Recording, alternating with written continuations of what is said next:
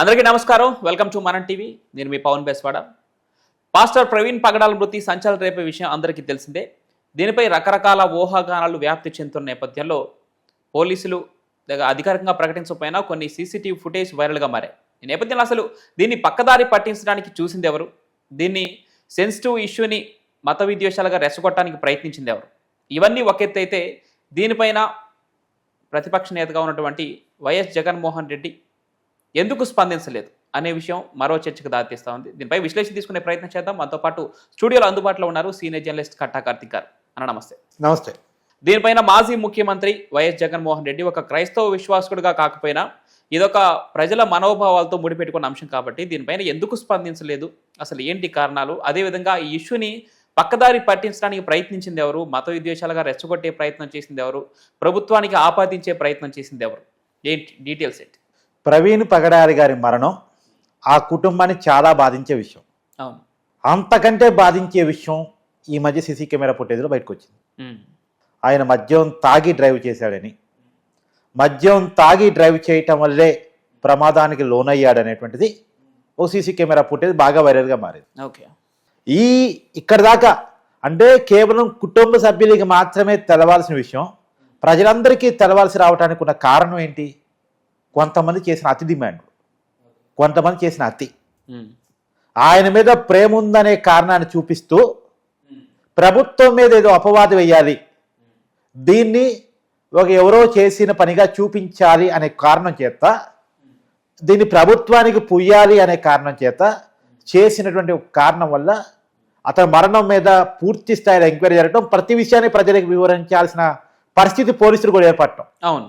మామూలుగా అయితే కుటుంబ సభ్యులకి చెప్పాల్సిన కుటుంబ సభ్యులు చెప్తారు, పబ్లిక్ చెప్పాల్సిన పబ్లిక్ చెప్తారు. కుటుంబ సభ్యులకి అన్ని వివరాలు చెప్తారు, పబ్లిక్ ఏమో కొన్ని వివరాలు మాత్రమే చెప్తారు. ఎందుకంటే అన్ని తెలవాల్సిన అవసరం లేదు పబ్లిక్కి. రైట్. వ్యక్తిగత జీవితానికి సంబంధించిన అంశాలు, వ్యక్తిగత జీవితంలో ఉన్నటువంటి అనేక విషయాలు కుటుంబ సభ్యులకు తెలిసి చాలు. ఇప్పుడు ప్రవీణ్ పగడాల మరణం మీద కుటుంబ సభ్యులు ఎవరైనా అనుమానాలు లేవనెత్తారా? వాళ్ళ భార్య మీడియా ముందుకు వచ్చి నా భర్తని పలానా వాళ్ళు చంపు ఉంటారు, నా భర్తని పలానా వాళ్ళు ఏమైనా చేసి ఉంటారు అనే అనుమానాలు లేవనెత్తారా? లేదు. వాళ్ళ సిస్టర్ ఏమైనా లేవనెత్తారా? ఎవరు లేవనెత్తారు? బయట నుంచి ఎవరో లేవనెత్తే ప్రయత్నం చేశారు. అంటే ఎగ్జాంపుల్ జగన్ మేనత్త విమల ఒక ప్రకటన చేశారు, అలా కొంతమంది లేవనెత్తే ప్రయత్నం చేశారు. ఈవెన్ దో కుటుంబ సభ్యులు పోస్ట్ మార్టం కూడా వద్దు, మా బాడీని, అంటే పోస్ట్ మార్టం అంటే చాలా మందికి ఇష్టం ఉండదు, బాడీని కోస్తారని అదని, అవసరం లేదండి, మాకు ఎవరి మీద ఎలాంటి అనుమానాలు లేవు అనే విషయాన్ని వాళ్ళు క్లియర్గా చెప్పే ప్రయత్నం చేశారు. కానీ బయట నుంచి కొంతమంది మాత్రం మత విద్వేషాలు రెచ్చగొట్టడమే కేంద్రంగా విషయం సెన్సిటైజ్ చేశారు. ఓకే. ప్రభుత్వం కూడా తప్పలేదు, ఎందుకంటే చాలామంది మనోభావాలు, ఆయన చాలామంది ఇష్టపడతా ఉంటారు. ఆయన మరణం మీద అనేకమైనటువంటి అనుమానాలు ఆయనకి సంబంధించిన వాళ్ళు లేవనెత్తున్న సమయంలో ఎంక్వైరీ కోసం సిట్ ఏర్పాటు చేసి ప్రతి సీసీ కెమెరా ఫుటేజ్ బయట తీశారు. నివృత్తి చేయాల్సిన అవసరం ఉంది కాబట్టి నివృత్తి ఎలాగూ చేస్తారు, కానీ పబ్లిక్ చేయరు. కానీ ఇప్పుడు పబ్లిక్ చేయాల్సిన పరిస్థితిలో పోలీసులు పడ్డారు, ప్రభుత్వం పడింది. ఆ పరిస్థితిని సృష్టించారంటారు. ఎస్, ఖచ్చితంగా. ఆ సృష్టించడం ఫలితంగా ఇప్పుడు ఆయన మద్యం బాటిల్ తీసుకుంటున్నట్టు కోదాడ దగ్గర ఏదో సీసీ కెమెరా ఫుటేజ్ వైరల్గా మారింది. ఓకే. నిజానికి ఇది కేవలం కుటుంబ సభ్యులు మాత్రం తెలిసి సరిపోయింది, కానీ బయట వాళ్ళందరికీ తెలవాల్సిన పరిస్థితి ఎందుకు వచ్చింది?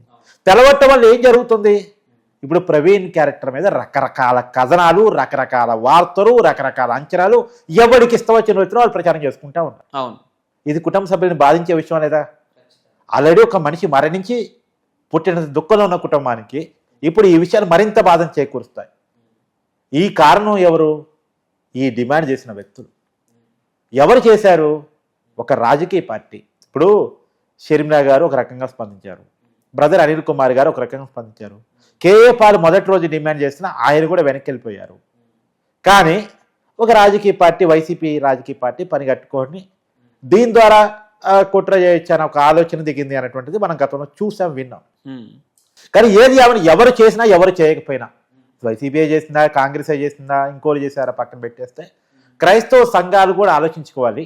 మీకు మద్దతిచ్చే పేరుతోటి ఎవరు ఏ కారణం చేస్తే మద్దతిస్తున్నారు? మీ మీద ప్రేమతో ఇస్తున్నారా? వాళ్ళే మీకు ప్రేమను నటించడం వెనకాల వాళ్ళకి ఉన్న రాజకీయ ఉద్దేశాలు ఉన్నాయా? దాన్ని ఆలోచించకుండా వాళ్ళ ట్రాప్లో కనుక పడిపోతే మనకి మనం మోసపోనేలు అవుతాం. అది మనం గుర్తించుకోవాలి. రైట్. డే వన్నే ఏపీ ముఖ్యమంత్రి చంద్రబాబు నాయుడు గారు స్పందించారు, నారా లోకేష్ గారు స్పందించారు, పవన్ కళ్యాణ్ గారు స్పందించారు, హోం మంత్రిగా బాధ్యత ఉన్న అనిత గారు స్పందించారు. ప్రజలు క్రైస్తవ సంఘాలు అనుమానాలు లేవనెత్తగానే ప్రత్యేక దర్యాప్తు బృందాన్ని వేశారు. ఇంత బాధ్యతాయుతంగా ముందుకెళ్ళింది మిగతా రాజకీయ పార్టీలు కూడా తమ వరకు స్పందించారు. వాటెవరు మంచి చెడు అన్ని స్పందించారు. కానీ అసలు స్పందించిన వ్యక్తి ఎవరు? వైఎస్ జగన్మోహన్ రెడ్డి గారు. సహజంగా ఆయన్ని క్రైస్తవుడని క్రైస్తవ సమాజం అనుకుంటా ఉంటుంది, ఆయన జీసస్ని బాగా ఫాలో అవుతారు అని చెప్పేసి అనుకుంటా ఉంటుంది. కానీ మరి క్రైస్తవ మనోభావాలకు ఇబ్బంది అయినప్పుడు ఆయన ఎందుకు స్పందించలేదు? ఆయన స్పందించకపోగా ఆయన పార్టీ నేతలేమో రకరకాల వ్యాఖ్యానాల ద్వారా ఆయన జీవితాన్ని సెన్సిటైజ్ చేసే ప్రయత్నం చేశారు. బయట వాళ్ళకి చూపించాల్సిన తప్పనిసరి పరిస్థితి వచ్చేలా వైసీపీ నాయకులు చేశారు. కానీ స్పందించాల్సిన జగన్మోహన్ రెడ్డి గారు ఎందుకు స్పందించలేదు? కనీసం ఆయన ఏం స్పందించొద్దబ్బా, ఆ కుటుంబానికి చనిపోయినటువంటి వ్యక్తికి ప్రగాఢ సానుభూతిని తెలియజేస్తే సరిపోయింది కదా, ఆ కుటుంబాన్ని ఓదార్తే సరిపోయింది కదా. ఇప్పుడు బూతులు తిట్టేటువంటి పోసానికి ఇష్టమని అరెస్ట్ అయితే వి స్టాండ్ ఫర్ పోసాన్ అంటాడు. కబ్జాలు చేసినటువంటి కిడ్నాపులు చేసినటువంటి వల్లప్రిన్సి అరెస్ట్ అయితే జైలుకి పోయి చూస్తాడు. ఈవీఎం పగలగొట్టినటువంటి పిన్నెరి రామకృష్ణారెడ్డి అరెస్ట్ అయితే జైలుకి వెళ్ళి చూస్తాడు. మరి జనానికి సంబంధించిన వ్యక్తి, బోధనలు చేసినటువంటి వ్యక్తి, ప్రజలకి క్రైస్తవ సమాజానికి ఆప్తుడు, రాష్ట్రంలో అందరూ చర్చించుకున్నటువంటి వ్యక్తి కనీసం తన పార్టీ తరఫున ఒక ఇష్యూ జరిగితే తన స్పందన ఉండదా? మంచి చెడు వాటెవర్ ఏ రకంగా స్పందించి ఏదో రకంగా స్పందించాలిగా, కుటుంబానికి సానుభూతిని వ్యక్తం చేయాలిగా. ఎందుకు జగన్మోహన్ రెడ్డి గారు స్పందించలేదు? అంటే ఆయనకి ఎవరి మీద ప్రేమలు ఉండవు, ఓన్లీ ధనం మీద మాత్రమే ప్రేమలు ఉంటాయి అని చెప్పదలుచుకున్నారా? ఎవరి మీద అంటే కన్న తల్లిని ఇప్పటికే బయటికి నెట్టాడు అనేటువంటి వార్త మనందరికీ విదితమే. చెల్లిని ఆస్తి కోసం బయటికి నెట్టాడు అన్న విషయం చెల్లె చెప్తుంది. తల్లిని బయట నెట్టాడు అనేది పక్కన పెట్టి తల్లిని అయితే కోర్టుకు లాగాడు, అది కళ్ళ ముందు కనపడుతున్న విషయం. ఇవన్నీ పక్కన పెట్టేస్తే జగన్మోహన్ రెడ్డి అంతర్యుద్ధాలు సృష్టించడానికి కూడా, మతాల మధ్య కులాల మధ్య విద్వేషాలు రెచ్చగొట్టడానికి కూడా ఏమాత్రం వెనకాడని మనసత్వమా?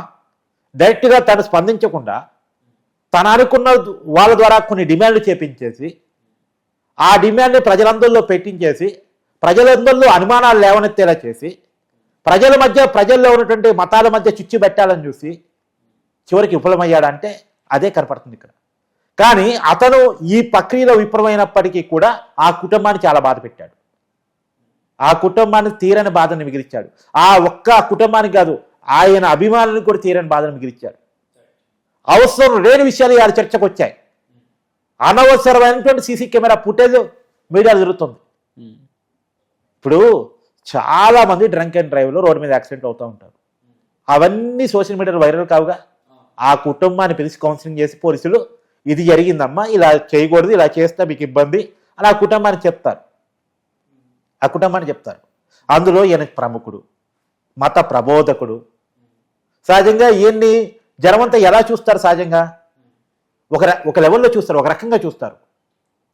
అలాంటి వ్యక్తి జీవితం, పర్సనైజ్డ్ జీవితం ఇవాళ పబ్లిక్ కావాల్సిన పరిస్థితి వచ్చి ఆయన వ్యక్తిత్వాన్ని, క్రమశిక్షణని ఎంతో మంది ఇన్స్పిరేషన్ గా తీసుకొని ఇలా ఉండాలి అని చెప్పి ఎంతో మంది విశ్వాసకులు ఉంటారు సార్. నిజంగా ఈ రోజు ఇట్లాంటి బయటపడటం వల్ల ఆయన వ్యక్తిత్వానికి కొంత ఖచ్చితంగా మచ్చ వస్తుంది, వచ్చే అవకాశం ఉంటుంది. పక్కన పెట్టి కావాలి మచ్చ తీసుకొచ్చే వాళ్ళు కూడా ఉంటారు కదా. అవును కదా, దీని గురించి రకరకాలుగా మాట్లాడే వాళ్ళు ఉంటారు కదా. అవకాశం ఎవరు ఇచ్చారు? ఆ పరిస్థితిని ఎవరు కల్పించారు? ఇప్పుడు పోలీసులు ఆ విషయాలు బయటికి చెప్పకపోతేనేమో ఏది జరిగినా పోలీసులు ఎంక్వైరీ చేయట్లేదు అంటారు. ఒకవేళ పోలీసులు ప్రాపర్గా మొత్తం బయట పెడితేనేమో ఆ కుటుంబం ఇంకా ఇబ్బంది పడే పరిస్థితి. ఇప్పుడు మృతి చెందిన పాస్టర్ ప్రవీణ్ పగడాల వ్యక్తిత్వం పైన వచ్చే మచ్చతో పాటు ఆ క్రైస్తవ ప్రబోధకులు ఎవరైతే ఉంటారో వారందరి వ్యక్తిత్వం కూడా ఇలానే ఉంటుందని ఆ క్రైస్తవ విశ్వాసం అది తప్పుడు ఆలోచన. అక్కడ ఎవరో ఒక పూజారి తప్పు చేసినంత మాత్రాన మొత్తం హిందూ మతం తప్పు చేసినట్టు కాదు.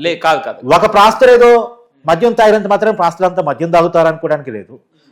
ఒక నమాజ్ చేసే ఒక వ్యక్తి ఏదో కుటుంబంలో తప్పు చేశాడు, ఇంకో తప్పు చేశాడు అన్నంత మాత్రాన మొత్తం ముస్లిం సమాజం తప్పు చేసినట్టు కాదు. ఒక వ్యక్తి చేసే పని మొత్తం వ్యవస్థకు ఆపాదించాల్సిన అవసరం లేదు, ఆ మొత్తానికి ఆపాదించాల్సిన పని లేదు. రైట్. నిజాయితీగా దేవుడి కోసం, సత్యాన్వేషణ కోసం పనిచేసే వాళ్ళు అన్ని మతాల్లో ఉన్నారు, అన్ని మతాల కోసం ఉన్నారు. సరే, ఇది మతాల మధ్య వివాదంగా మార్చాలనే ప్రయత్నంలో నుంచే ఈ విషయాలన్నీ బయటకు వచ్చాయి. కానీ దయచేసి కోరుకున్నది ఏంటంటే, రేపొద్దున ఇంకేది జరిగినా సరే దాన్ని ఫస్ట్ శాంతి, నిజానికి ఆంధ్రప్రదేశ్ ప్రజలకి మనం ధన్యవాదాలు చెప్పాలి. ఫస్ట్ నుంచి క్రిస్టియన్ సమాజానికి కూడా ధన్యవాదాలు చెప్పాలి. రెచ్చగొట్టాలని కొంతమంది చూసినా ప్రజలుగా రెచ్చిపోవాలి, అనుమానాలు వ్యక్తం చేశారు తప్ప ప్రజలుగా రెచ్చిపోలే.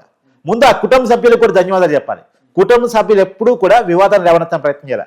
ఎవరో మధ్యవర్తులు ఎవరో కొంతమంది లేవనెత్తారు తప్ప కుటుంబ సభ్యులు ఎక్కడ మీడియా ముందుకు వచ్చి వాదోపవాదాలకు దిగి మమ్మల్ని ఎవరు చేశారు, ప్రవీణ్ పగడాలని ఇంకెవరో రకరకాలుగా చిత్రీకరించే ప్రయత్నం, అనుమానాలు లేవనెత్తే ప్రయత్నం, మీడియాలో వచ్చి మాట్లాడే ప్రయత్నం, ఇష్యూస్ ఎసిరైజ్ చేసే ప్రయత్నం, ప్రజలను రెచ్చగొట్టే ప్రయత్నం చేయలే.